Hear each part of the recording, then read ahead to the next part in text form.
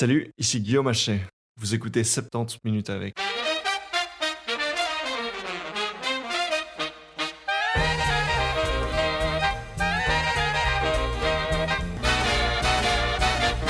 Mais bonjour, après un petit mois de silence, désolé, je suis vraiment débordé en ce moment, 70 minutes avec est de retour et on parle aujourd'hui avec le sociologue David Paternotte des campagnes anti-genre, donc autrement dit, ces mouvements conservateurs qui réagissent de manière très violente, de manière ferme et épidermique à l'émancipation des femmes et des minorités sexuelles.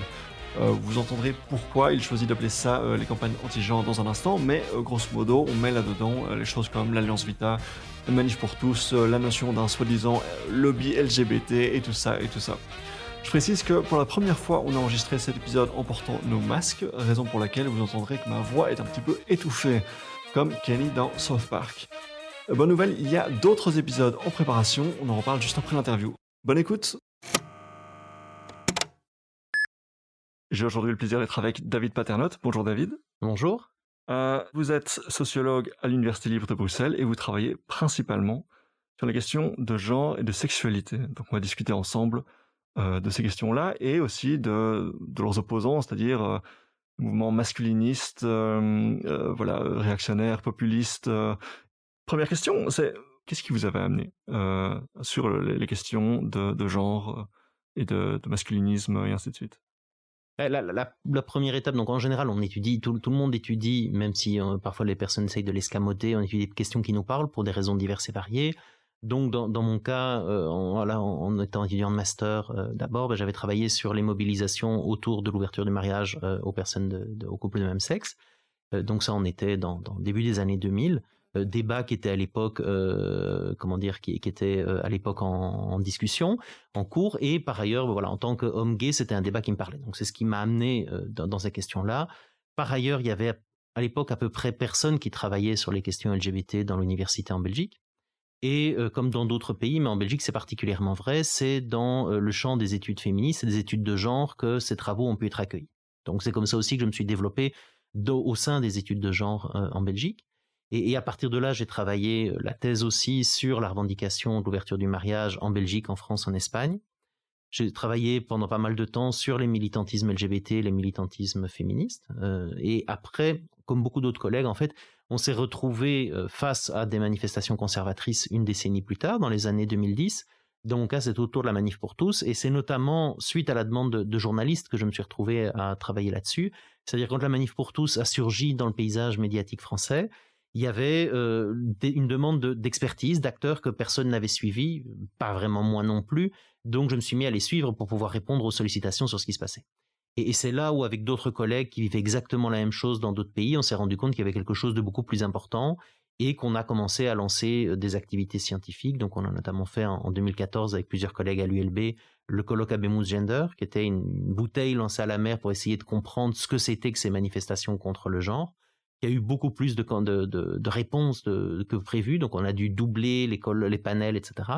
Et après, avec un autre collègue en Slovénie, on a commencé à réfléchir aussi de manière internationale aux campagnes anti-genre, parce qu'on voyait le même type de mobilisation comme la Manif pour tous, pour lui en Slovénie et en Croatie, mais aussi dans plein d'autres pays en Europe. Donc c'est comme ça qu'il y a eu un retournement d'une certaine manière, de passer des gens qui défendent l'égalité de genre, la liberté sexuelle, aux gens qui la refusent. Vous êtes, a priori, un homme. Quel impact ça a sur la nature de votre travail? Est-ce que de ce fait, on remet en question votre légitimité à travailler sur certaines questions? Est-ce que, inversement, vous ressentez un privilège vis-à-vis de vos collègues femmes? Puisqu'on sait, par exemple, que les universitaires féministes ont souvent été remises en question en disant mais vous n'êtes pas neutre, vous ne pouvez pas travailler sur ces questions, vous êtes directement impacté, alors que les hommes, tout autant impactés, n'étaient pas du tout remis en question. Est-ce que vous ressentez un impact vis-à-vis de votre passif d'homme? Alors, ça dépend si on ramène juste à la question d'homme ou si on élargit à d'autres questions, par exemple en termes de sexualité, qui sont en partie aussi les questions qui m'ont amené à travailler sur le genre.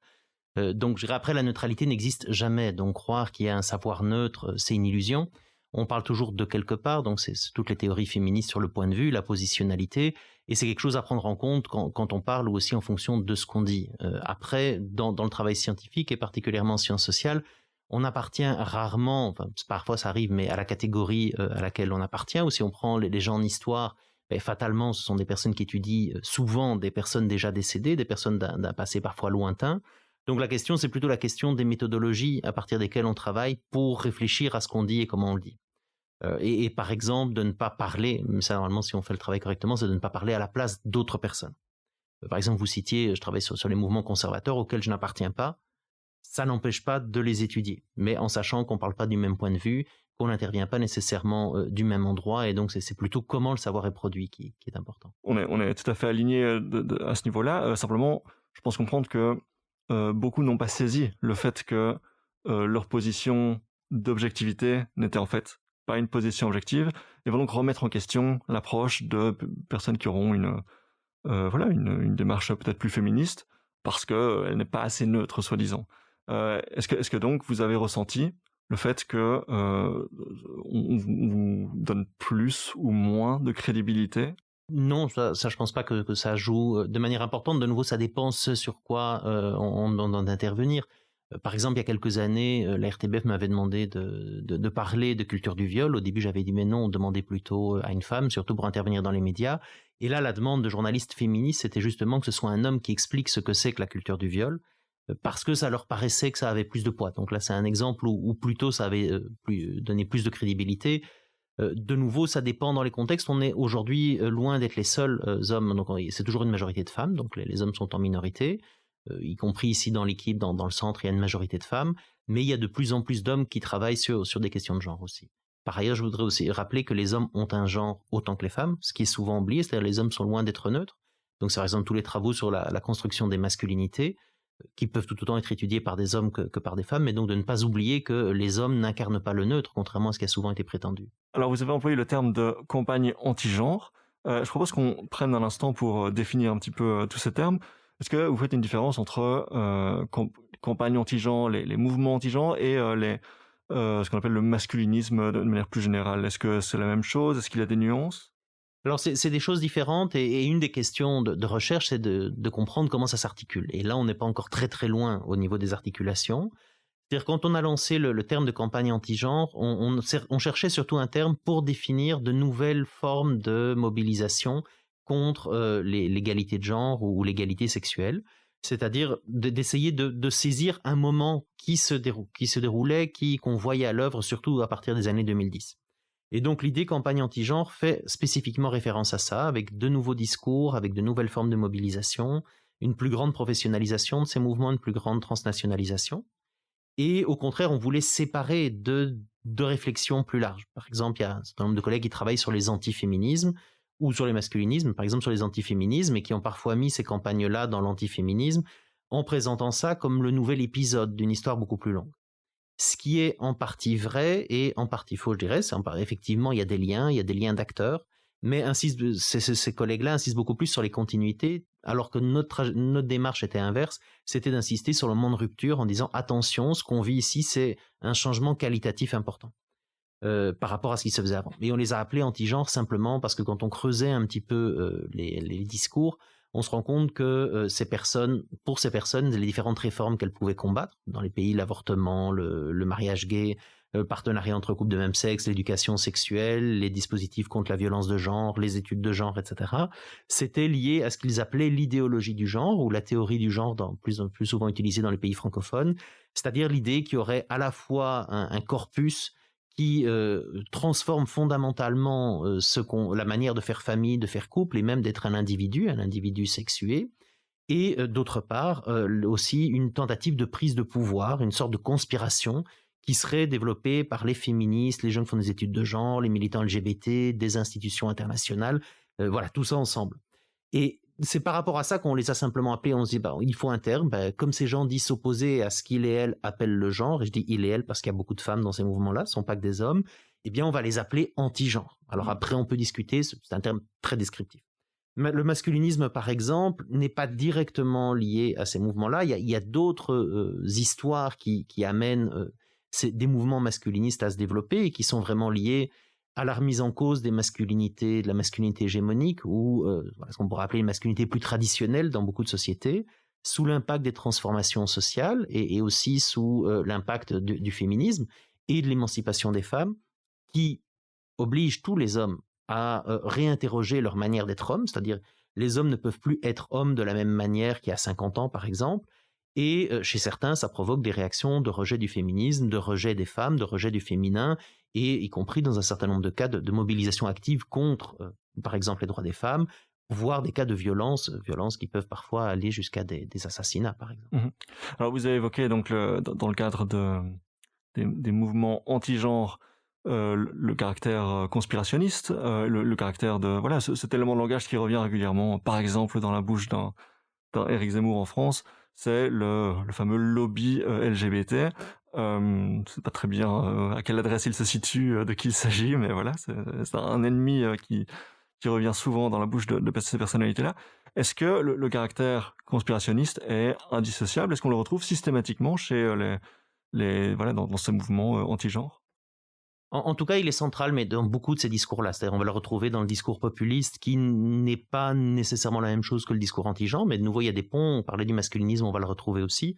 C'est l'idée qu'il y aurait des acteurs en général minoritaires. Ce qui fonctionne pour les personnes LGBT fonctionne pas pour les femmes, mais des personnes qui tireraient des fils de manière occulte pour essayer d'influencer les sociétés et avec l'idée que d'influencer des bons citoyens ou monsieur et madame tout le monde ou monsieur et madame normal. Et on voit des figures qu'on retrouve, par exemple, il y a beaucoup d'antisémitisme dans ces débats-là. On retrouve par exemple en Hongrie des campagnes qui étaient orchestrées par Viktor Orban lui-même contre Soros, donc le milliardaire d'origine hongroise, juif, avec sa grande fondation qui effectivement, Soros a financé énormément de mouvements féministes ou énormément de mouvements LGBT, notamment en Europe de l'Est et notamment en Hongrie, mais donc était présenté sous la figure du juif avec tout ce qu'on peut imaginer de clichés antisémites, tirant les fils, et c'était vraiment des marionnettes et manipulant un certain nombre de personnages. Et donc ça renvoie à des fondations puissantes derrière qui avanceraient leurs pions, par exemple. L'autre élément qu'on voit beaucoup, c'est le rejet des institutions internationales. Donc le discours anti-genre est né avant tout en réponse aux grandes avancées aux Nations Unies dans les années 90. Donc on a 94, la conférence du Caire sur la population et le développement, où on va reconnaître les droits sexuels et reproductifs, c'est-à-dire on a une catégorie juridique qui permet de reconnaître des choses comme le droit à la contraception ou l'avortement. Et par ailleurs, en 95, c'est la conférence de Pékin sur les droits des femmes, et on va avoir l'introduction du terme genre, et après gender mainstreaming et des choses comme ça, qui vont découler de ça. Et ça va être vécu notamment par le Vatican, qui va inventer le discours sur l'idéologie du genre, et donc ça se développe dans toutes sortes de cénacles catholiques autour du Vatican, comme une grande défaite. Et donc il faut à la fois comprendre ce qui s'est passé. Pourquoi est-ce que ça se passe à cause du genre? C'est parce qu'il y a cette idéologie qu'ils n'avaient pas bien comprise, qu'ils ont perdu le terrain et qu'ils ont finalement perdu cette bataille-là aux Nations Unies. Et c'est aussi une stratégie, c'est-à-dire on va essayer de discuter ce que c'est que le genre, de brouiller la signification pour monsieur et madame tout le monde, de mettre d'autres termes en discussion. Donc c'est de là que ça vient. Et alors sur le conspirationnisme, ce qui est important, c'est que de nouveau, c'est l'idée qu'il y aurait un agenda des Nations Unies. Donc quelque chose qu'on voit dans beaucoup de productions, il y a l'agenda du genre. C'est le nom d'un des premiers livres aux États-Unis qui est publié sur le sujet, déjà en 1997. C'est The Gender Agenda. Après, on aura The Homosexual Agenda. Et donc, l'idée qu'il y aurait des gens puissants qui, dans l'ombre, se sont saisis des institutions internationales pour imposer dans les États des choses dont les citoyens ne veulent pas. Et une version moderne de ce conspirationnisme, c'est ce qu'on voit en Europe centrale orientale, notamment autour des combats, par exemple, entre l'Union européenne et la Hongrie ou la Pologne. Cette idée que, par exemple, si on prend le cas polonais, l'Union européenne et les institutions européennes plus généralement imposeraient la reconnaissance des droits LGBT ou de l'avortement à un peuple polonais qui n'en veut pas. Et de nouveau, c'est cette idée que ces minorités malfaisantes auraient conquis des institutions internationales et arrivent à imposer au peuple polonais, via ces institutions, des choses dont le peuple ne veut pas.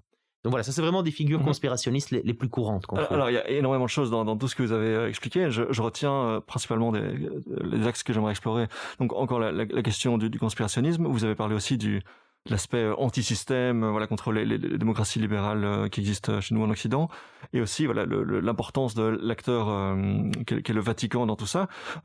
Juste pour revenir donc sur le caractère complotiste de ce mouvement anti-genre, est-ce qu'on a remarqué une accélération de ces idéologies anti-genre ces 10 dernières années avec la question des fake news, la question des réseaux sociaux où cette info qui revient tout le temps comme quoi un mensonge circule beaucoup plus vite qu'une vérité. Est-ce qu'on a remarqué une accélération ces 10-20 dernières années.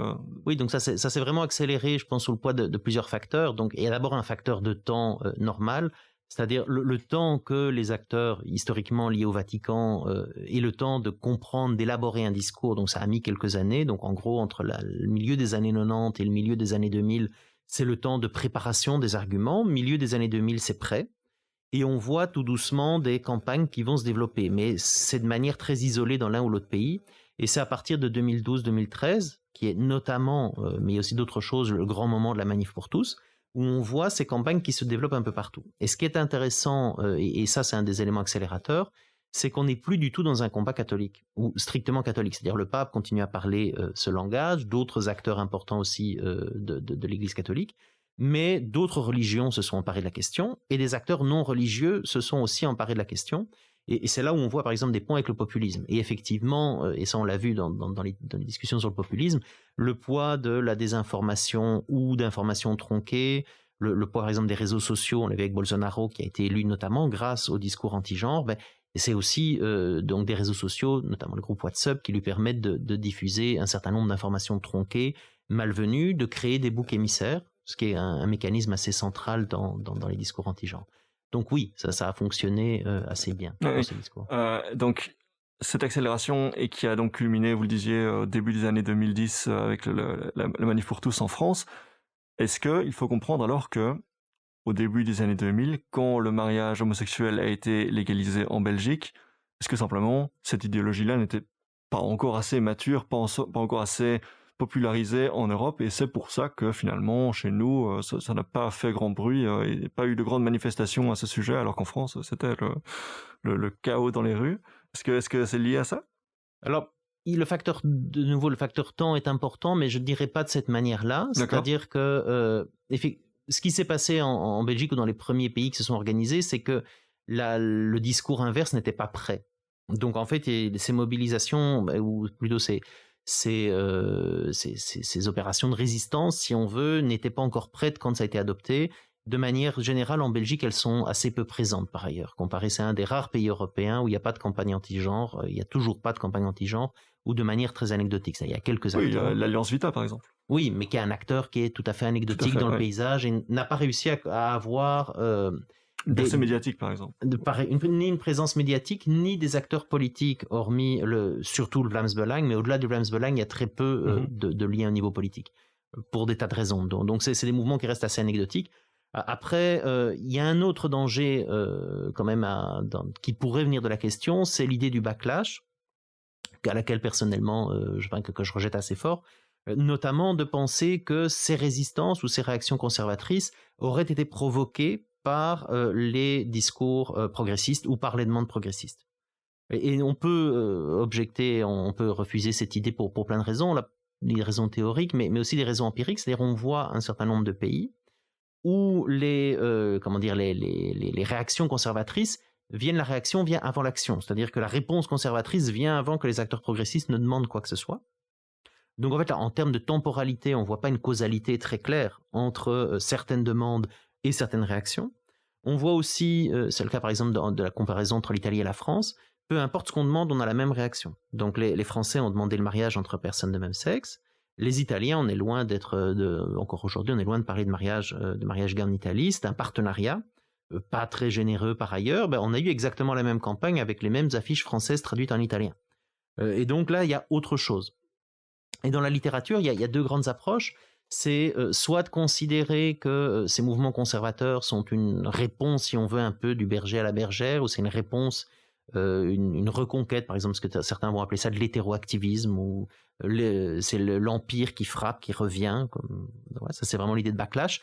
D'autres personnes vont dire, en fait, il y a autre chose qui se joue, c'est plus complexe. Il y a ces éléments de résistance par rapport à l'ordre du genre et de la sexualité, mais il y a aussi le rôle de symbole que joue le genre et la sexualité pour pouvoir articuler d'autres combats. Et par exemple, c'est quelque chose qu'on peut essayer de comprendre à la lumière de ce qui se passe en Russie ou en Hongrie.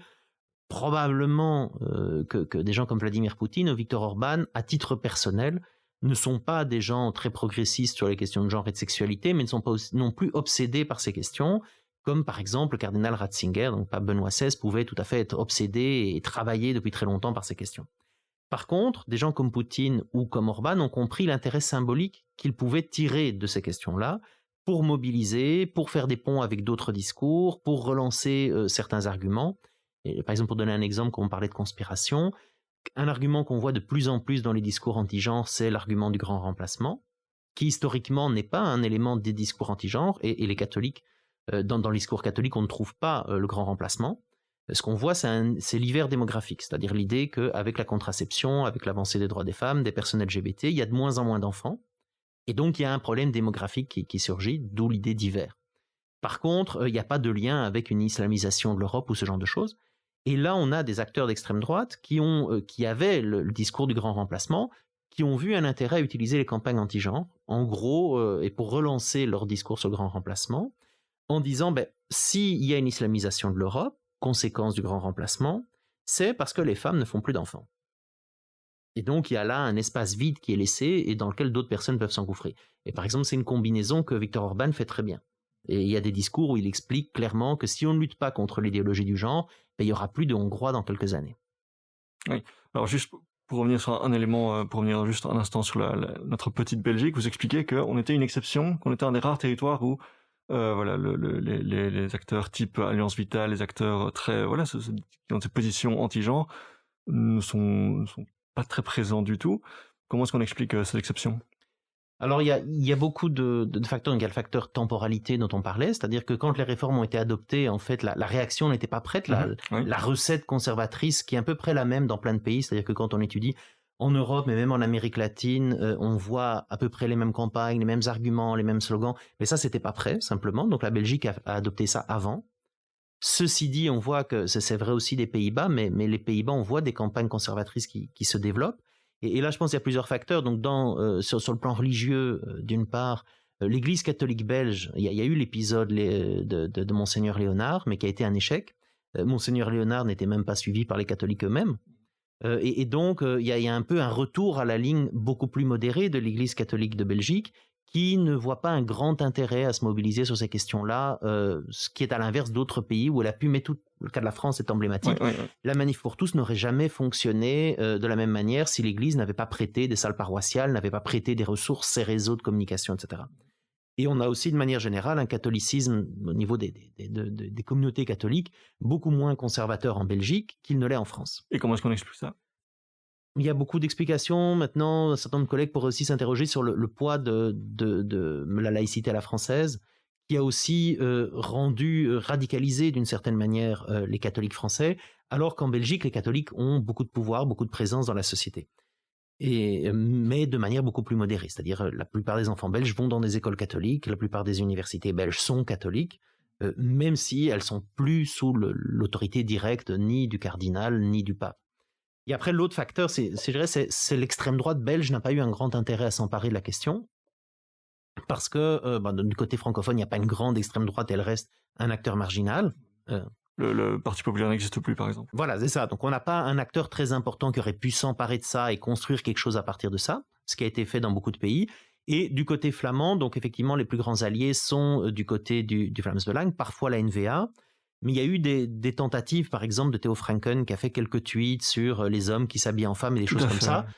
Ça a provoqué un tel tollé en Flandre qu'en fait, il a arrêté assez rapidement ce discours. Oui, et Bart de Wever était revenu en disant ce ne sont pas les positions du parti, c'est juste ses positions à lui, il a le droit de dire ce qu'il veut, mais c'est pas la NVA qui dit ça. Probablement, Theo Franken a fait un ballon d'essai, mais qui n'a pas vraiment marché, et donc les principaux soutiens sont au niveau du Vlaams Belang, surtout des gens comme Dries Van Lagenhoff, par exemple, qui est clairement sur cette ligne-là, mais le Vlaams Belang a d'autres enjeux, surtout autour de l'immigration, qui prennent plus de place. Donc pour l'instant, il n'y a aucun acteur qui a eu un intérêt à se saisir de cette question-là. Ceci dit, ça peut arriver, c'est-à-dire on voit vraiment dans plein de pays, y compris aujourd'hui en Grande-Bretagne, aux Pays-Bas, en Scandinavie, on voit ces luttes se développer, ce qui n'était pas le cas il y a 5 ans. Donc ça arrivera peut-être un jour en Belgique. Donc on approche par détour de la question de l'importance de l'acteur qu'est l'Église. Donc si je comprends bien, la différence, pour caricaturer un peu, entre l'Église catholique en Belgique et en France, c'est que en Belgique, elle a encore historiquement une présence importante dans le débat public, dans les acteurs politiques, le fameux pilier catholique, les écoles, les hôpitaux, les partis politiques. Même encore aujourd'hui, on a gouvernement un parti ouvertement chrétien, alors qu'en France, au contraire, on n'est pas présent officiellement au sein du gouvernement, au sein des institutions politiques, et donc peut-être un discours beaucoup plus proche de ce que va dire un discours plus radical, proche de ce que va dire justement le Vatican. Et voilà, est-ce que c'est ça la différence? Disons que les églises se sont construites différemment. Il y a aussi la question de la pilarisation qui est centrale dans le contexte belge. Donc cette division de la société en piliers idéologiques, notamment, et donc là, le pilier laïque versus le pilier catholique France. Donc dans le cadre français, il y a eu cette séparation très forte entre les deux, avec une autonomisation de l'Église. Dans le contexte belge, l'Église est un acteur politique et social important, et dans le contexte de la pilarisation, donc ces mondes segmentés, notamment sur une base philosophique, avec le pilier laïque ou le pilier catholique, il y a une vraie présence de l'Église dans la société. Et par ailleurs, on a dans le même cadre en Belgique aussi une présence très forte de la démocratie chrétienne qui est faible en France historiquement. Et donc c'est cette idée que ce monde catholique est aussi à l'écoute de la société et a beaucoup changé sur beaucoup de choses dans le contexte belge, ce qui était moins vrai en France, où c'est un acteur qui était beaucoup plus radicalisé et beaucoup plus aussi mis sur la sellette d'une certaine manière. Donc en Belgique, des questions sur le genre, la sexualité se sont posées dans le monde catholique très tôt, au-delà de l'Église, c'est-à-dire dans toutes les associations du monde catholique, les universités, les écoles. Par exemple, les débats sur la contraception, ça fait depuis les années 50-60 qu'il y a une réflexion sur est-ce que les catholiques doivent avoir accès ou pas à la contraception. On se rappellera de figures comme le chanoine de Locke, par exemple. Mais toutes ces évolutions ont fait que le monde catholique belge a évolué autrement, sur d'autres positions qui ne sont pas des positions très conservatrices, ultra-conservatrices, qui étaient celles qui ont été développées au Vatican. Mais donc, je le disais, on tourne un petit peu autour de cet acteur central qu'est le Vatican. Historiquement, quand est-ce que le Vatican a commencé à développer ce discours-là anti-genre? Il y a une histoire ancienne qui remonte certainement au pape Paul VI, mais même de manière plus ancienne. Donc l'Église n'a pas toujours été obsédée par les questions de genre et de sexualité. Mais à partir du moment où les sociétés changent, et tous les débats par exemple sur Humanae Vitae avec Paul VI, donc sur la question de la contraception, toute la question de savoir si l'Église peut reconnaître la contraception pour les catholiques, donc je parlais dans le contexte belge, quelqu'un comme le cardinal Sunens va beaucoup travailler ces questions et va être un de ceux qui va aller contre la position officielle du Vatican. À ce moment-là, ce qu'on voit dans le contexte du Vatican, c'est un raidissement sur toutes ces questions sociétales, sur tous ces changements qui traversent les sociétés occidentales, avant et puis dans le reste du monde. Et dans ce contexte-là, un accrochage, si vous voulez, à la transformation, le genre et la sexualité deviennent ce qui incarnerait ce qu'être catholique dans les dernières décennies du travail de l'Église. Et ce travail va s'intensifier avec Jean-Paul II et puis avec Benoît XVI, d'abord comme cardinal Ratzinger, et donc un des personnages les plus puissants sous le pontificat de Jean-Paul II, et après sous son propre pontificat, avec la production d'énormément de textes conservateurs sur les questions de genre et de sexualité. Il y a toutes les polémiques sur le préservatif, par exemple, avec Jean-Paul II, qui sont très connues, il y en a d'autres. Donc il y a tout ce contexte d'un raidissement catholique sur ces questions. À côté de ça, le discours anti-genre va venir s'installer là-dedans, et ça c'est vraiment, comme j'avais expliqué, c'est vraiment une réponse aux avancées aux Nations Unies dans les années 90. À l'époque, le pape Jean-Paul II a essayé de mobiliser tous les ressorts qu'il avait au niveau des Nations Unies. Il ne faut pas oublier que le Vatican, sous le Saint-Siège, est un membre de l'Organisation des Nations Unies, un observateur, mais ils sont quand même présents dans les lieux de discussion. Et par ailleurs, de s'appuyer sur un réseau d'États catholiques qui ont appuyé des positions catholiques, et également travailler avec un réseau d'États musulmans. Et ils ont réussi à bloquer des choses dans ces conférences des Nations Unies, mais pas tout. Et donc, à partir de là, il y a la volonté de développer un autre discours. Et le discours anti-genre, qui est la réponse à ça, va permettre de redonner vie à tout ce discours conservateur plus général qui était celui de l'Église catholique. Oui, mais donc, j'entends qu'ils n'ont pas toujours été obsédés par ces questions-là. Et puis, un développement sous certaines personnes, vous citez notamment régulièrement le pape Benoît XVI. C'est peut-être une bête question, mais quel est le motif, quelle est la poussée initiale qui amène le Vatican à se radicaliser sur cette question-là précisément? Il y a des facteurs personnels et des facteurs théologiques, donc des facteurs de certains acteurs pour lesquels ce sont des questions importantes. À l'inverse, par exemple, le pape Benoît XVI n'a pas fait de grandes ouvertures doctrinales sur ces questions, c'est-à-dire il a un discours plus accueillant mais il n'a pas changé la doctrine de l'Église catholique ni sur le genre, ni sur l'avortement, ni sur l'homosexualité.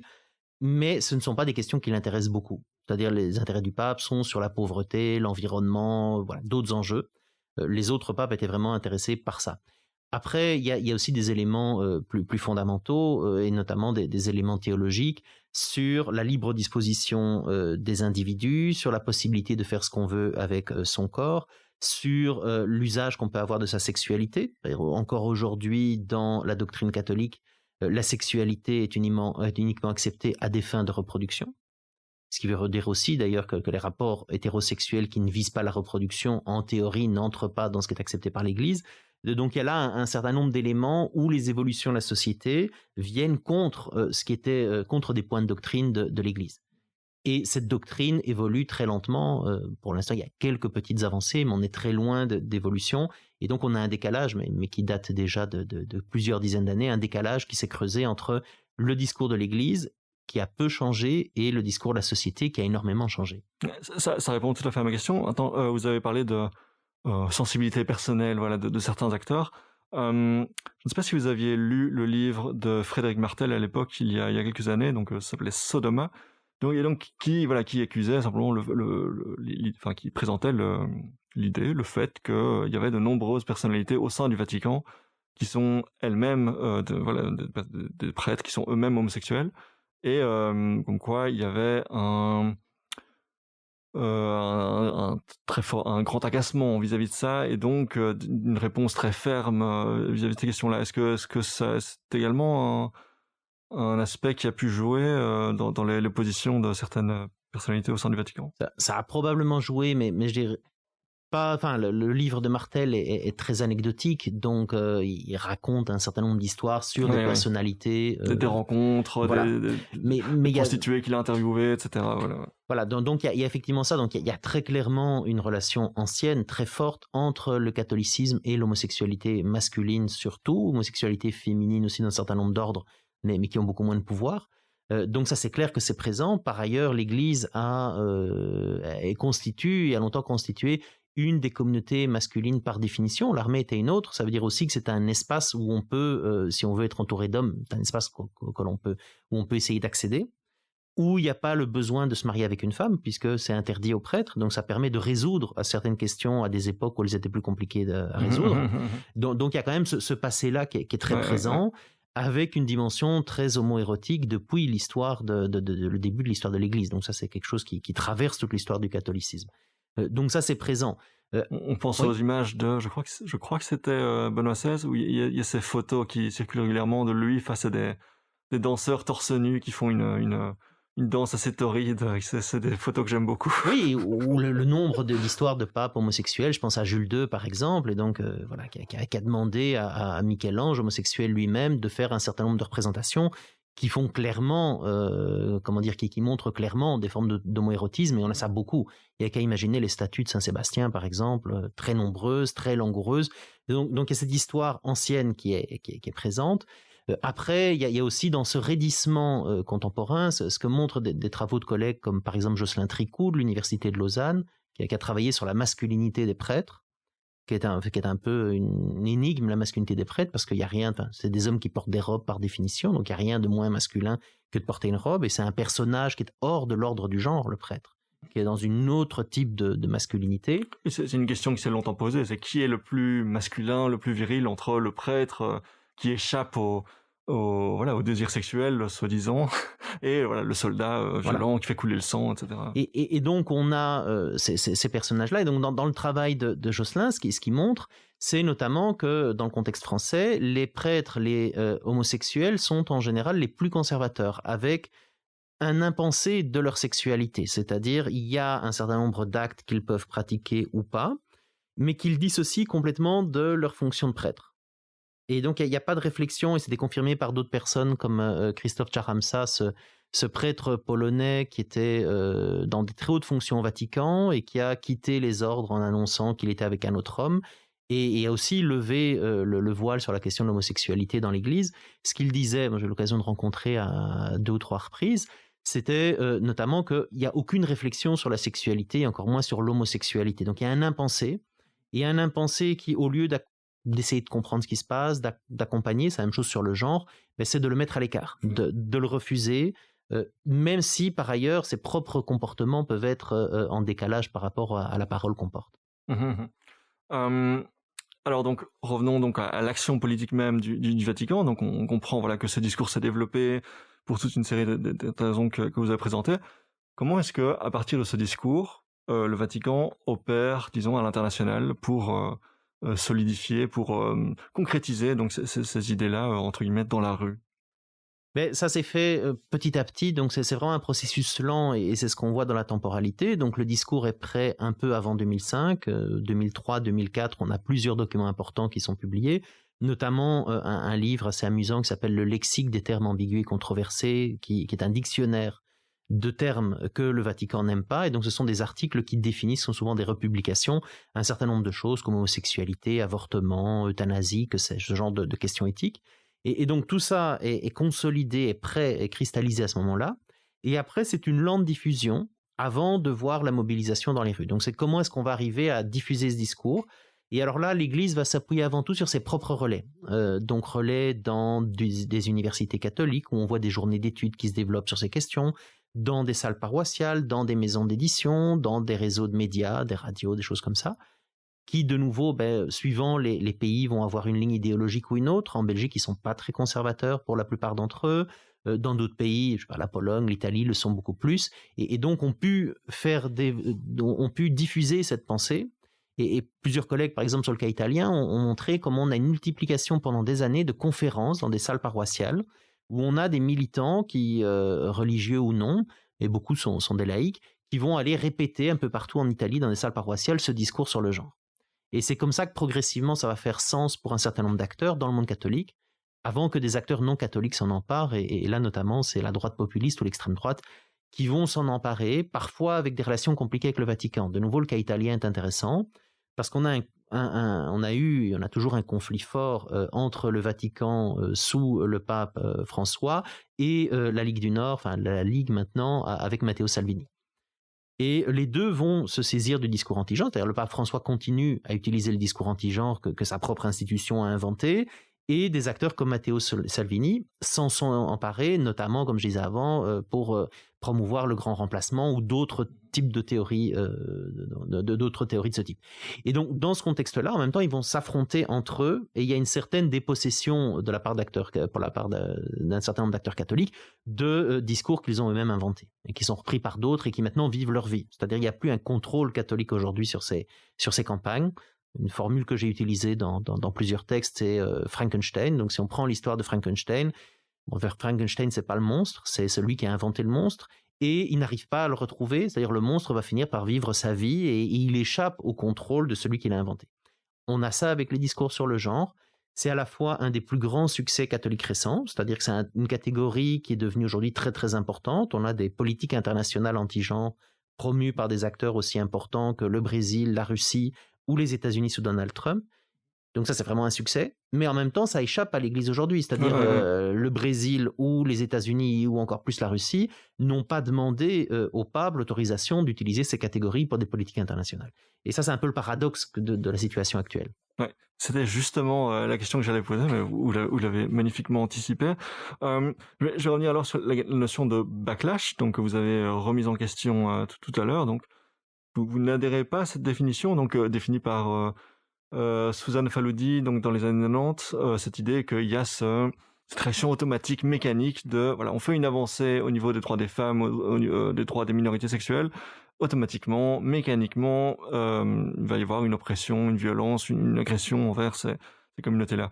Vous n'adhérez pas à cette définition ?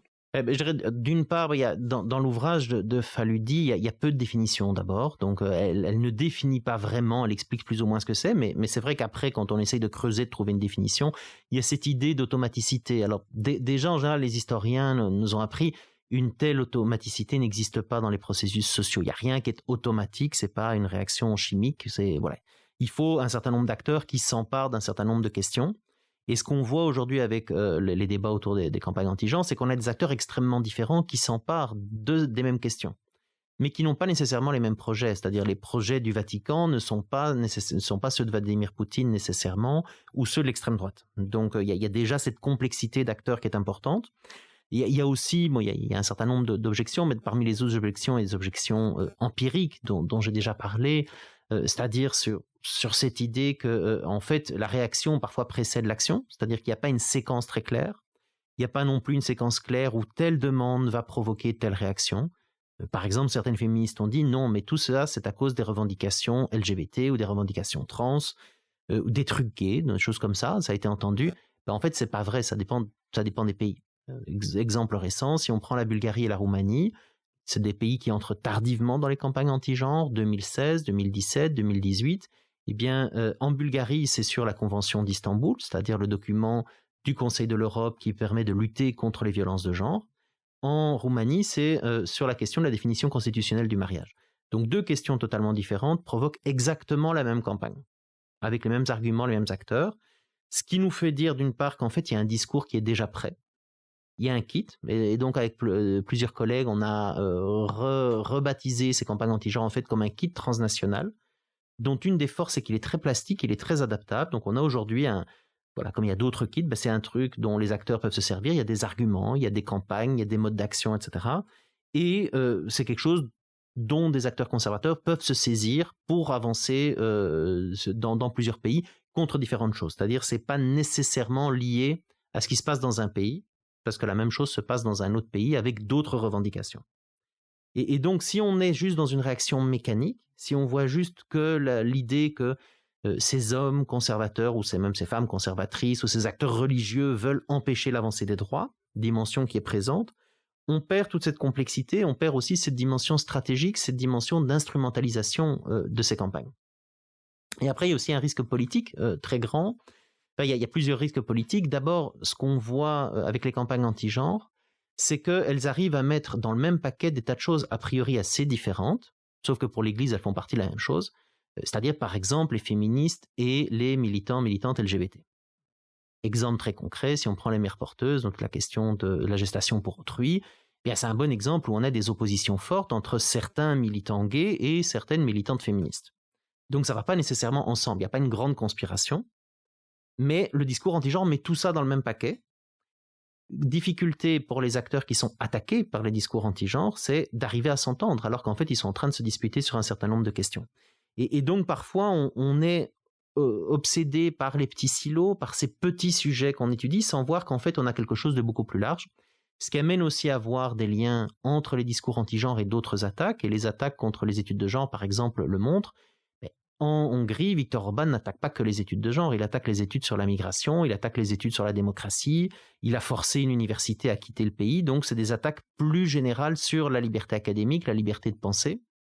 Et c'est là où on se dit, il y a autre chose qui porte sur les attaques contre la démocratie, telle qu'on la connaît aujourd'hui. Où en fait c'est juste un versant de quelque chose de plus large qui fait partie de l'ordre du genre. L'ordre du genre, la sexualité est un des éléments, mais c'est plus large que ça. Et le dernier élément aussi, c'est avec le backlash, c'est le risque de s'auto-censurer. C'est-à-dire si on pense que les réactions conservatrices sont provoquées par les demandes progressistes, et alors la réaction logique, c'est que les progressistes devraient se modérer pour ne pas avoir ces réactions de backlash. La seule chose, c'est qu'empiriquement, ce raisonnement ne marche pas parce que même quand on se modère ou même quand on ne demande pas quelque chose, il y a déjà dans un certain nombre de pays cette réaction conservatrice. Ouais. Alors on va s'attaquer à la question de la crise de la démocratie que vous abordiez il y a un instant. Juste une autre question, c'est que dans les exemples que vous donniez, donc la Pologne, les États-Unis, la France, et voilà, on a surtout des exemples de pays occidentaux, éventuellement des pays avec un passé colonial comme le Brésil. Est-ce qu'on trouve ces discours, ces campagnes anti-genre, par exemple, en Asie, par exemple, en Afrique, par exemple, dans les pays en voie de développement? Alors, les deux grands pôles historiques des campagnes anti-genre, et ça c'était lié au catholicisme historiquement, c'est l'Europe, et avant tout l'Europe catholique, même si aujourd'hui ça s'est répandu dans l'Europe orthodoxe et dans l'Europe protestante, et l'Amérique latine. C'est les deux grands pôles historiques. Ça s'est développé aux États-Unis, et ce discours est de plus en plus présent aux États-Unis. Il n'était pas tellement il y a quelques années. Et on le voit aussi se développer en Afrique, mais on manque de données. Mais il est présent. Il y a des collègues qui sont en train de travailler là-dessus aujourd'hui. En Ouganda, par exemple. Ben, il y a deux choses. Il y a le cas, par exemple, l'Ouganda est un bon exemple. Il y a eu une exportation de campagnes homophobes, par exemple, de pasteurs protestants, qui n'étaient pas vraiment dans le même type de campagne que les campagnes anti-genre, même s'il y a beaucoup de convergence. Mais on voit aussi aujourd'hui le développement de campagnes proprement anti-genre, notamment parce que les acteurs des États-Unis les ont empruntées, les ont adoptées, et aussi parce qu'il y a d'autres acteurs qui sont présents. Mais là, on manque encore de données, mais en Afrique, c'est clairement présent. En Asie, c'est beaucoup plus compliqué.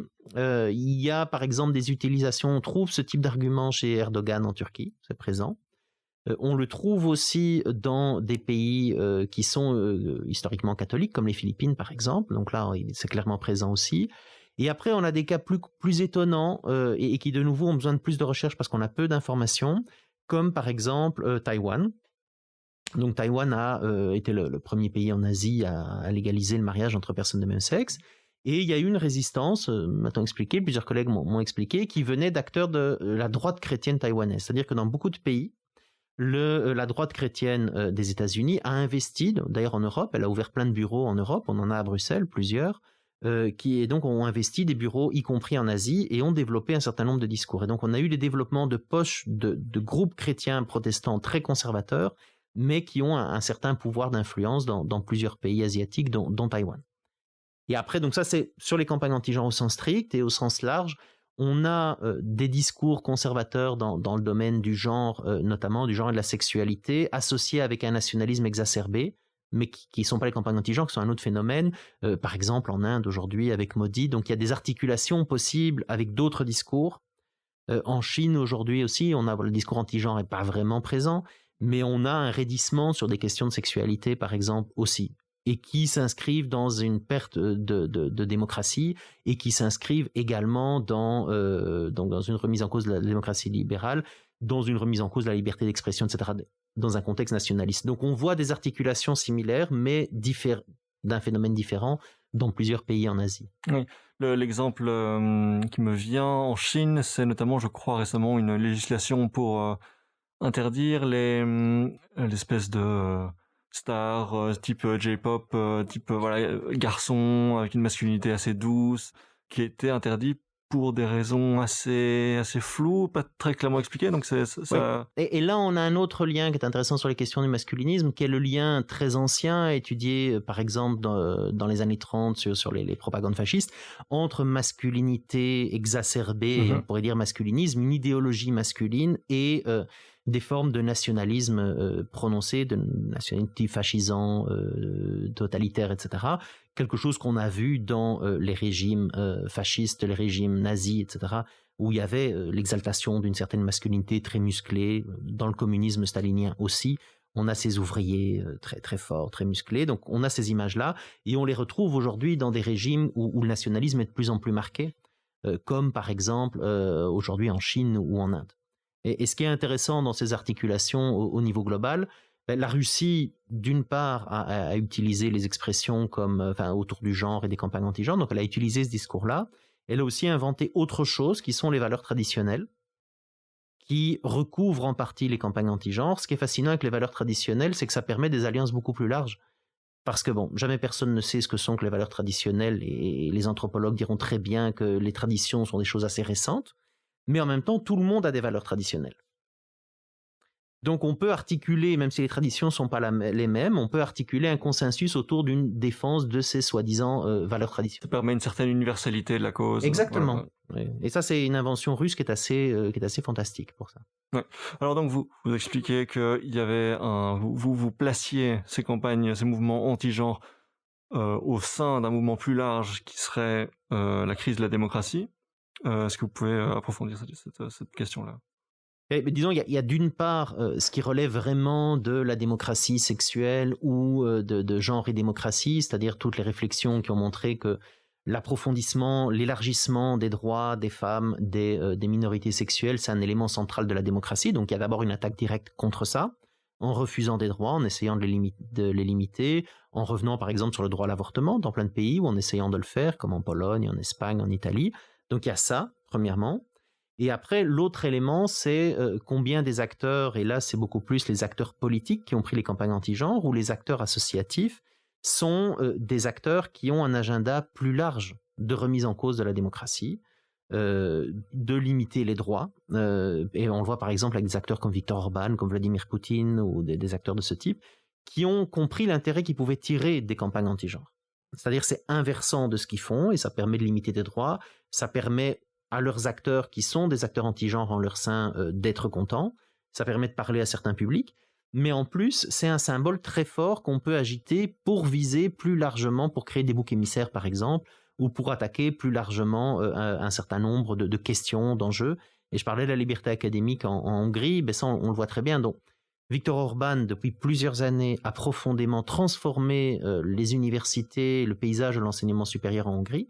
Il a fait en sorte que les études de genre ne soient plus subsidiées. Voilà, donc il a fait ça, mais il a fait plein d'autres choses. Donc le cas le plus emblématique, c'est il a forcé une université à quitter, un cas unique en Europe, donc la Central European University, qui a été fondée et financée par l'Open Society de George Soros. ADU, qui était une excellente université basée à Budapest, a dû, après des années de négociations avec le pouvoir hongrois, quitter la Hongrie et aller s'installer à Vienne. Donc ça, c'est le cas le plus emblématique. Il y a plein d'autres exemples, c'est-à-dire l'autonomie des universités a été perdue. Orban a placé des proches à la tête de plein d'institutions universitaires, une intervention directe dans la gouvernance des universités, dans le financement, dans l'équivalent du FNRS en Hongrie a été profondément réformé pour être plus conforme à ce que le pouvoir demande, et pour ne pas produire des discours contraires. Et dans ce contexte-là, en fait, les études de genre, comme les études sur les questions migratoires, et on se rappellera ce qu'Orban disait au moment de l'arrivée de réfugiés syriens en Europe, c'est à ce moment que ça se joue, ce sont deux symboles qu'Orban utilise pour attaquer plus largement autre chose. C'est des symboles qui sont clairs, qui sont visibles, que les gens comprennent. Si vous parlez d'autonomie des universités, perso, c'est très vague et c'est très abstrait. Si on parle d'études de genre ou d'études sur les migrations, c'est très clair. Et donc ça permet de faire passer un discours, ça permet d'articuler des questions. Et c'est quelque chose que le genre a fait depuis toujours. C'est-à-dire le genre, c'est à la fois un rapport de pouvoir en tant que tel, mais c'est aussi, dirait John Scott, dirait la théoricienne et historienne états-unienne John Scott, c'est aussi une manière d'articuler des rapports de pouvoir, de les exprimer, de les formuler. Et donc on va parfois parler dans le discours du genre, on va exprimer d'autres rapports de pouvoir. Exemple très clair, on a la délégitimation d'acteurs politiques en utilisant le vocabulaire du genre. On va, par exemple, féminiser des acteurs politiques qu'on n'apprécie pas. Léon Blum a vécu ça, d'autres acteurs politiques ont vécu ça. De la même manière aussi, on va souvent féminiser les juifs. On va les présenter comme des personnages efféminés.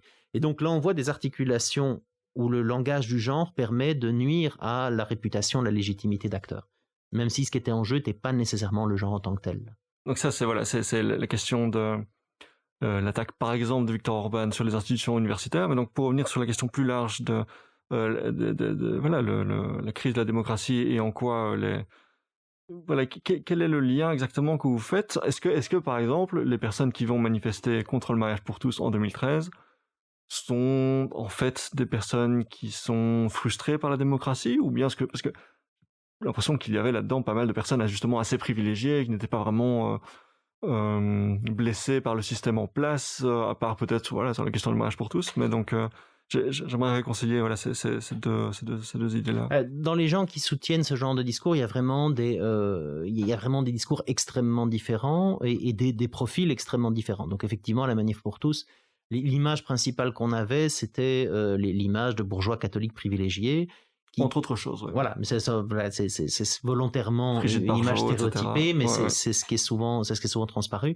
Et dans ce contexte-là, on a un refus, on a une limitation de la démocratie, c'est-à-dire de refuser d'étendre certains droits, de refuser, par exemple, c'est aussi plus largement sur la liberté religieuse, c'est refuser une certaine laïcité de l'État, le fait que certains droits ne sont pas liés à des positions confessionnelles, des choses comme ça. Mais après, on a des articulations suivant les pays, suivant les contextes plus larges. Par exemple, le soutien ouvrier à l'extrême droite en France serait un autre exemple, mais qui peut s'articuler là-dedans. Et à ce niveau-là, c'est ce qu'on a beaucoup dans les travaux sur le populisme, c'est cette idée que le populisme va aussi séduire, il y a plusieurs, je pense, clés d'analyse.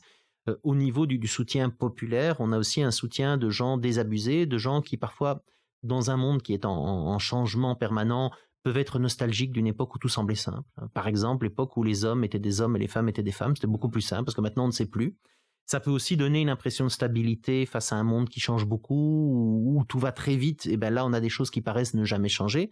C'est faux, ça a toujours changé, mais ça donne cette illusion-là. Il y avait déjà la transidentité au Moyen-Âge. Exactement. Mais par contre, ça donne une illusion de stabilité, de nature, l'idée que la nature, avec un grand N, serait quelque chose de stable, d'immuable, etc. Donc ça peut rassurer, ça peut venir articuler ces discours nostalgiques, ces discours populistes. Ça sert aussi à délégitimer des acteurs, c'est-à-dire on a l'impression et des questions qu'on ne s'occupe pas des vraies questions. On s'occupe que des questions de minorités privilégiées, mais on ne s'occupe pas de la question sociale, on ne s'occupe pas de pauvreté, par exemple. Donc voilà, ça c'est des cartes qu'on peut jouer de manière assez importante. Ça c'est plutôt pour les gens qui soutiennent. Après, les gens qui organisent ces campagnes, et ce qui est important, c'est vraiment de comprendre qu'il y a toute une infrastructure derrière ces campagnes. Elles ne tombent pas du ciel, il y a des gens qui les ont inventées, qui les diffusent, qui les font fonctionner. Ce sont en général des gens assez privilégiés. Par exemple, une des organisations anti-genre les plus connues, Ordo Iuris en Pologne, est liée à un réseau, c'est une excroissance d'un réseau transnational d'origine brésilienne, qui est TFP, Tradition, Famille, Propriété, qui est une organisation qui d'abord aime une sorte de revival médiéval. Donc on les voit avec des étendards, avec des lions. Leur logo, c'est un lion. Et ont des choses un peu, se réunissent dans une société secrète avec des costumes médiévaux, des choses comme ça. Ce qui est intéressant, c'est que c'est une société qui puise énormément de soutien dans l'aristocratie. Donc, ils sont soutenus par des grandes familles de l'aristocratie européenne ou brésilienne. Donc, on a les Bragances, donc c'est une famille impériale de Brésil et du Portugal. On a les Hohenzollern et leurs descendants variés en Allemagne. Donc, on a des liens avec des gens là hyper privilégiés qui vont articuler des discours pour séduire des gens qui, dans un certain nombre de cas, ne le sont pas. Et des acteurs, comme là, un certain nombre d'acteurs aristocrates, qui ont toujours été assez hostiles à la démocratie ou qui voient là une opportunité de réduire ou de transformer vers un autre type de régime politique. On évoquait il y a un instant l'exemple de Viktor Orban en Hongrie, comme quoi il avait fait en sorte d'exclure des universités qui seraient des usines à penser contre son idéologie. Il a lutté contre les études de genre. Politiquement, il s'est beaucoup concentré sur le cas de la crise en Syrie, les vagues de migration, etc. Il n'a pas tellement travaillé sur la question du mariage homosexuel ou la question de l'efféminisation de la société ou ce genre de choses-là. Alors que c'était quelque chose que beaucoup avaient plus ou moins prédit en disant voilà, c'est quelqu'un d'assez facho, donc il va certainement s'attaquer à ces communautés-là. Ça n'a pas tellement eu lieu. Voilà, on peut parler de ce qu'il a fait sur les études de genre. Est-ce que vous-même, vous avez des prédictions?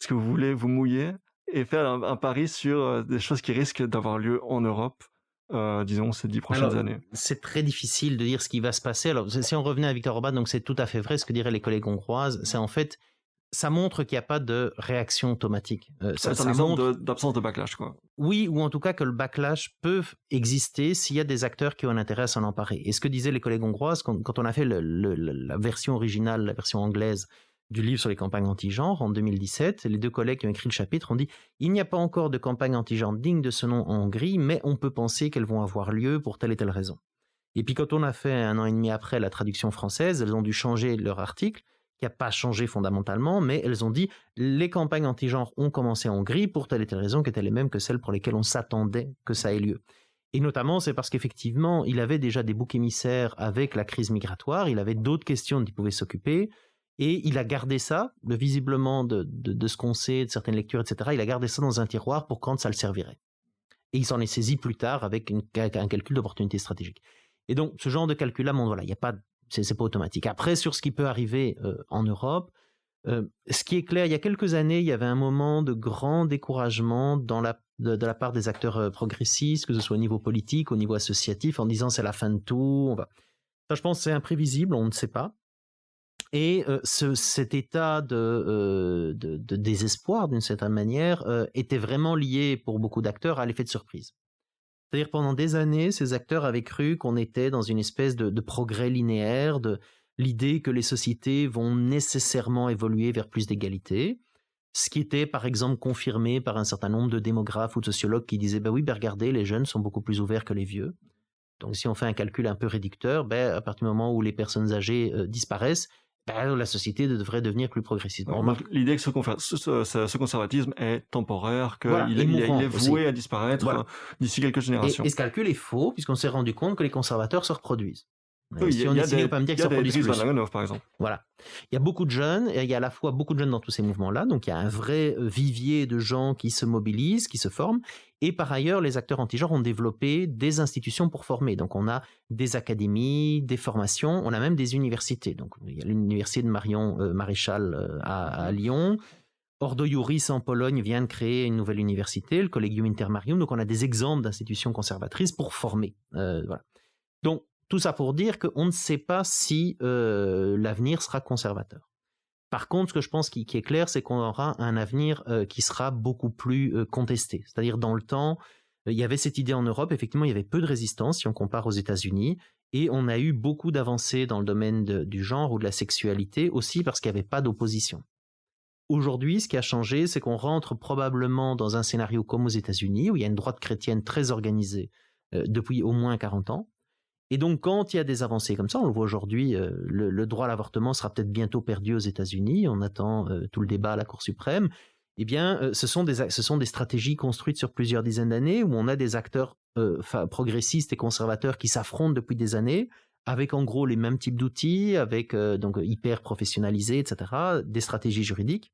Personne ne connaît l'issue. Et peut-être qu'il y aura un retour en arrière par rapport à ce droit. Quelque chose qui, en Europe, était inimaginable il y a quelques années.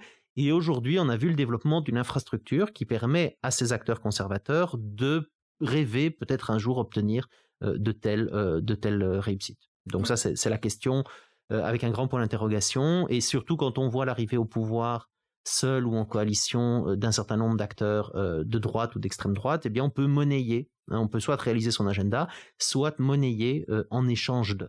Et on le voit par exemple, c'est ce qu'essaye de faire Vox en Espagne. Vox est nécessaire à des majorités dans la région de Madrid, en Andalousie, dans la région de Murcie, etc. Et donc Vox monnaie ses voix à un silence sur certaines questions, au fait qu'on ne mette plus de drapeau arc-en-ciel à la mairie de Madrid, au fait d'un certain nombre de choses qui sont exigées en échange d'eux. Et donc ces acteurs progressivement arrivent à obtenir des choses. Les acteurs politiques qui arrivent au pouvoir, c'est une chose, tout ça prend aussi racine dans un terreau médiatique, et je pense par exemple à la situation en France où on entend beaucoup de critiques. Alors ils ont inventé, ils ont francisé le mot, et moi ça m'énerve très fort, mais le wokisme, donc qui est régulièrement pointé du doigt, principalement donc sur CNews, qui est donc financé par Vincent Bolloré, qui est lui-même plus ou moins en train de financer la campagne d'Éric Zemmour, donc plutôt à l'extrême droite. Donc voilà, tentative d'essayer de reproduire un Fox News dans le paysage médiatique français. Est-ce qu'il se passe quelque chose dans les médias en Europe, puisque j'ai l'impression que ces discours conservateurs-là, anti-genre, ont une certaine légitimité, sont reçus comme étant finalement très raisonnables, très voilà, ils ont leur place. Inversement, les discours féministes vont être pointés du doigt comme étant radicaux, exagérés, hystériques, et ainsi de suite. Est-ce qu'on est dans un schéma médiatique qui reproduit finalement une hiérarchie de pouvoir? Comment est-ce que vous le voyez? En tout cas, il y a une évolution, donc je pense qu'il manque de recherche aujourd'hui, donc il y a des projets qui sont en train d'être lancés pour essayer de comprendre ce qui se passe. Ce qui est important, le cas français est emblématique et on est plus en cours, on le suit plus en Belgique francophone, mais il est loin d'être isolé. On a les mêmes discours aux Pays-Bas, on a les mêmes discours en fait en Grande-Bretagne aujourd'hui, en Pologne, donc dans plein de pays en Europe. Et ça ressemble assez fort à ce qui s'est passé déjà depuis longtemps aux États-Unis, notamment dans le giron de la droite aux États-Unis, qui a investi beaucoup les espaces médiatiques, les espaces de production d'idées, tous les think tanks, pour développer ce genre de choses. Et avant, le woke a l'air d'être, le woke ou la cancel culture, la dernière variante de choses plus anciennes qui ont été le politiquement correct, qui ont été le marxisme culturel ou d'autres catégories du même genre qui depuis 20 ans, 30 ans reviennent régulièrement.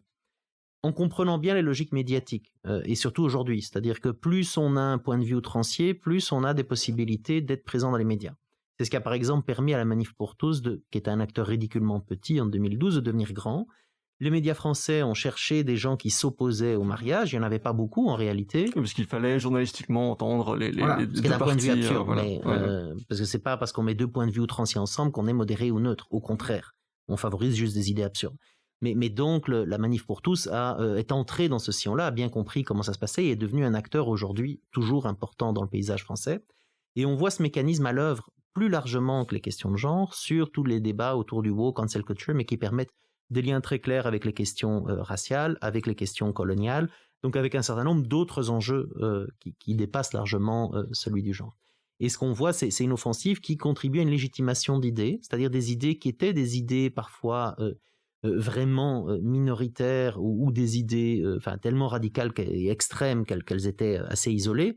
Grand remplacement, c'est une idée, c'est un exemple. Aujourd'hui, le grand remplacement à pignon sur rue, c'est une idée loufoque, mais qui a une légitimité, qu'on entend régulièrement, qui est répétée par plein d'acteurs, et qui donc acquiert un certain statut de vérité, un certain statut de réalité. C'est-à-dire la répétition fait que ces choses deviennent vraies, même si elles sont fausses, d'une certaine manière. En même temps, c'est très compliqué pour les médias, puisque c'est des choses qui prennent un terreau aussi également sur les réseaux sociaux, qui se développent, etc. Et puis les médias ne peuvent pas adopter une position, dire on ne va même pas évoquer cette idée, alors que la population a peut-être des atomes crochus avec ces idées-là, ces questions se développent, etc. Il y a l'idée de dire, mais on va présenter cette idée-là pour peut-être la débunker, la contrer, ou pas dans le cadre de certaines chaînes de télévision françaises. Mais c'est une question qui est évidemment toujours très compliquée. Mais la question, je pense, le travail, c'est ce qu'on avait voulu faire quand on a commencé à travailler sur les campagnes anti-genre. On voyait cette chose-là dans les débats, on se demandait mais qu'est-ce que c'est que ce truc, d'où ça vient, et donc on a essayé de comprendre comment ça a été produit, qui les a produits, comment ça s'est diffusé, etc. Donc je pense que c'est le même travail qui est nécessaire aujourd'hui sur les débats de cancel culture, de woke. Et là, les médias peuvent jouer un rôle important. Parce que je pense que le problème dans les médias, c'est d'une part de répéter tout ce qui se trouve sur les réseaux sociaux, comme si... L'impression qu'il y a des journalistes qui, parfois contraints par les contraintes du métier, et notamment contraintes financières, passent leur vie à répéter ce qui est sur Twitter plus qu'à faire du journalisme. Et ce que je dis toujours dans ces cas-là, c'est si on vous dit « il pleut », la manière de faire son travail comme journaliste ou comme chercheur, c'est pas d'inviter quelqu'un qui dit « il ne pleut pas » pour avoir des opinions modérées. C'est d'ouvrir la fenêtre, de passer, de mettre la main dehors et de voir si effectivement il pleut. Alors ça, c'est un exemple très simple, toutes les questions sont pas aussi simples, mais c'est pas la multiplication de points de vue qui souvent sont construits comme étant ridiculement outranciers par des gens qui ont bien compris les logiques médiatiques qu'on arrive à une position modérée. Parce que sinon, il suffit de dire n'importe quoi pour atterrir dans les médias. Et il y a cette caricature à l'extrême, mais pour que ce soit clair, il y a cette dynamique-là qui se construit aujourd'hui dans certains médias, et quelqu'un comme Zemmour le fait depuis longtemps avec brio. Il raconte strictement n'importe quoi, mais ça marche. Et par contre, ça oblige les autres personnes à se justifier sur des choses qui sont parfois très établies comme étant fausses. Et tout d'un coup, on est obligé de battre en touche. Et donc, ces acteurs conservateurs balisent le débat. On l'a vu sur le genre à l'époque. Quand on a fait le colloque Habemus Gender, on l'a fait parce qu'en Belgique, une des raisons, c'est qu'on n'était pas attaqué, donc on pouvait réfléchir, on avait la liberté et la distance pour réfléchir. Les collègues français qui étaient tout le temps attaqués devaient dire « mais non, la théorie du genre, ça n'existe pas ». Le problème, c'est qu'il y a une dynamique très performative qui fait qu'en disant que ça n'existe pas, en fait, on confirme qu'il y a quand même quelque chose qui existe. Et on accepte les termes du débat qui sont posés par ces acteurs. Et c'est ça le piège qui est très très difficile à résoudre. Je pense que personne n'a la solution de comment en sortir, sinon on en serait déjà sorti, mais qui implique de la prudence dans les stratégies médiatiques ou académiques. Ouais. Alors on approche tout doucement de la fin de cet entretien. Est-ce que vous avez envie de conclure sur ce que je dirais sur par exemple ce dont on a discuté avec Backlash ou avec la crise démocratique, c'est de voir à la fois il y a des enjeux qui sont de l'ordre du genre, de l'ordre du genre dans les deux sens, c'est-à-dire à la fois sur les thèmes de genre et de sexualité, mais aussi du genre comme système social, c'est-à-dire comment est-ce que les sociétés organisent les rapports entre les hommes et les femmes, entre les sexualités, etc. Et il y a ça qui se joue aujourd'hui, mais c'est aussi de comprendre qu'il y a des dimensions plus larges, c'est-à-dire de voir aussi la centralité des questions de genre et de sexualité pour penser l'organisation de la société plus généralement, pour penser les inégalités, les rapports de pouvoir. Et c'est pour ça aussi que les campagnes anti-genre sont plus larges, sont inversantes de remise en cause plus générale. Et là, le woke ou la cancel culture sont intéressantes, c'est-à-dire que ce sont les mêmes acteurs qui vont attaquer les critiques décoloniales, qui vont attaquer le travail historique pour essayer de comprendre l'héritage colonial, ou qui vont attaquer la notion de race en disant ça n'existe pas, mais en refusant aussi d'aborder les questions de racisme qui, elles, existent réellement. Et donc là, ça permet d'élargir et de comprendre aussi qu'il y a des mécanismes qui sont les mêmes, il y a des acteurs qui sont les mêmes, et qu'on est aujourd'hui dans un faisceau plus inquiétant et plus large de questions et de remises en cause de la démocratie telle qu'on l'a connue au cours des 50 dernières années en Europe. Absolument fascinant. Merci beaucoup, David Paternotte, pour ces 70 minutes. Est-ce qu'il y a un endroit où les auditeurs et les auditrices peuvent vous retrouver, vous lire, une éventuelle conférence, un éventuel livre que vous publieriez, quelque chose? Alors, le plus facile, c'est de consulter les sites internet à l'ULB qui sont remis à jour. Donc, le plus évident pour ça, ce serait le site de l'atelier genre et sexualité. Donc, si on tape dans Google ou dans un autre moteur de recherche. Je mettrai le lien alors en description. Et alors là, vous aurez toutes les actualités, à la fois les miennes, mais aussi celles de toute l'équipe avec laquelle je travaille. C'est parfait. Merci beaucoup. Merci beaucoup. Et on se retrouve alors dans 2 semaines. Au revoir.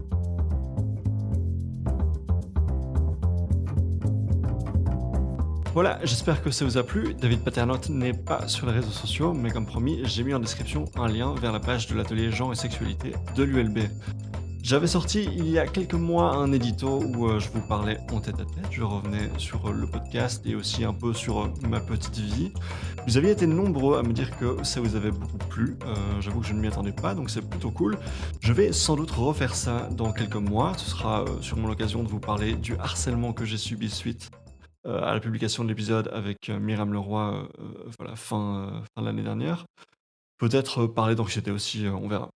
Dans cet audito, j'avais aussi parlé de tous les sujets qui attirent mon attention en ce moment, et je suis très content de vous confirmer qu'incessamment sous peu vont sortir comme promis des épisodes sur les sujets comme les troubles du comportement alimentaire, la psychophobie, la schizophrénie, ainsi que l'antisémitisme. Des sujets absolument joyeux, je sais. N'oubliez pas que je donne une formation en podcast journalistique en avril, donc cliquez sur le lien en description, ça va être l'occasion de se voir en vrai et de parler de tout ce que je fais avec 70 minutes avec. On se retrouve dans 2 semaines. À très bientôt.